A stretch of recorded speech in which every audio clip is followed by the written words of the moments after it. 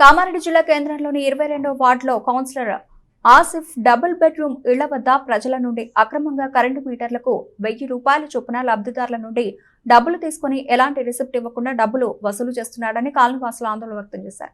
Media వారు వచ్చి ప్రశ్నించగా సరైన సమాధానం ఇవ్వకుండా అక్కడి నుండి ఆసిఫ్ వెళ్లిపోవడం జరిగింది.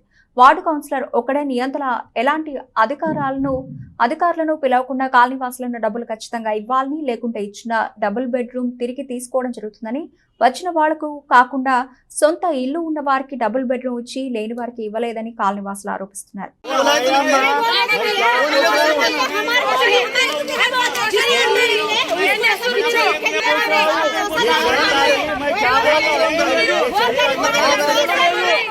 ये खाली हुकूमत को खराब दिया लोगों ने पर रही नहीं दिया लोग बाहर कर दिए ఉన్నలకు ఇచ్చిండురా లబల వరులు ఉన్నాయి ఉన్నలకే నా క్లాస్ కొని చెప్పాలా నాకు ఇన్నలేదు నాకు ఆసి పేరు కామది అదే కలుగుతున్నది తుమనర్ మాకి ఏంటి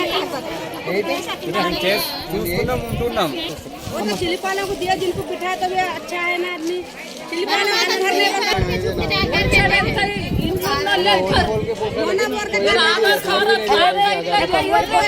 घर में जिनको घर मिला लोगों के लिए है मैं जादू रमा ये जिनको घर मिला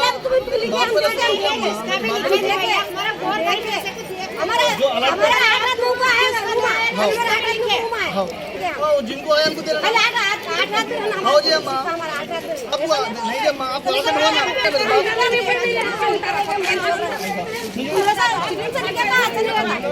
లేదు ఆల్రెడీ మాకు మా డాడీకి నాకు మొగలు లేడు. మా డాడీ పేరు మీద పెట్టుకున్నా డ్రాల చిట్టి వెళ్ళలేదు. నాకు ఏవో ఇది స్లిప్ ఇచ్చిర్రు. ఇల్లు ఇమ్మంటే ఇంతకు ముందు 20 సంవత్సరాల కింద ఇక్కడ గుడిసెలేసినాం మేము. ఇప్పుడు 4000 3000 కిరాయి కట్టుకొని ఉంటున్నాం. కిరాయి కట్టడానికి కూడా మాకు వెళ్తలేదు. వచ్చిన వాళ్ళేమో వచ్చిందని పోతుర్రు, ఆడికి పోతే తారాల వల్ల కొట్టుకుంటారు అంటారు.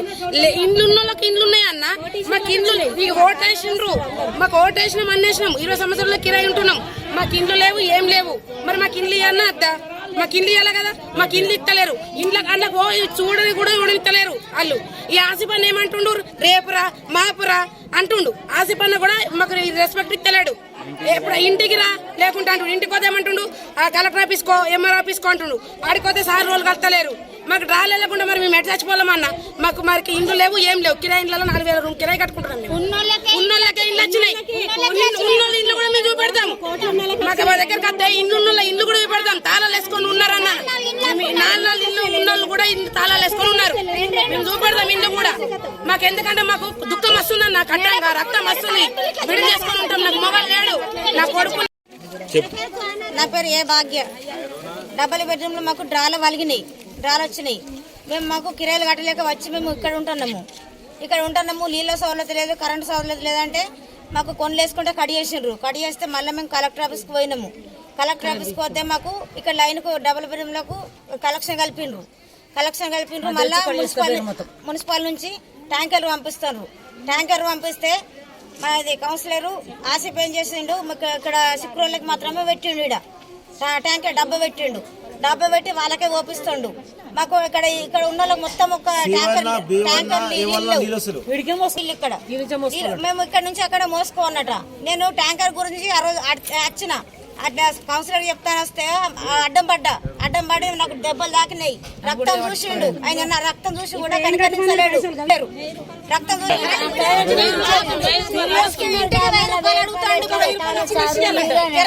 ఇంటికి 1000 రూపాయలు అడుగుతాడు. మీటర్ ఇస్తా ఇంటికి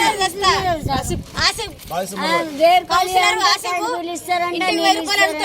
మీటర్ తెస్తా, పట్టకాదలు తెస్తా అని ఇంటికి 1000 రూపాయలు అడుగుతాడు. ఇప్పుడు తీసుకున్నాడు 100 మంది దాకా మనిషికి 1000 రూపాయలు తీసుకున్నాడు. ఇంటికి 1000 రూపాయలు తీసుకుంటాడు.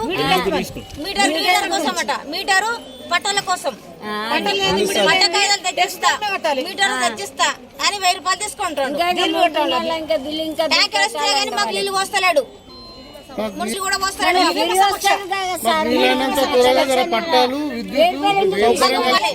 పట్టాలు రావాలి మాకు, మళ్ళీ నీళ్లు కావాలి. ట్యాంకర్ ఓపియాలి మాకు కరెంట్ లేదు మీటర్లు రావాలి మాకు నీళ్లు లేవు మున్సిపల్ నుంచి నీళ్ళ ట్యాంకర్ పోయాలి మాకు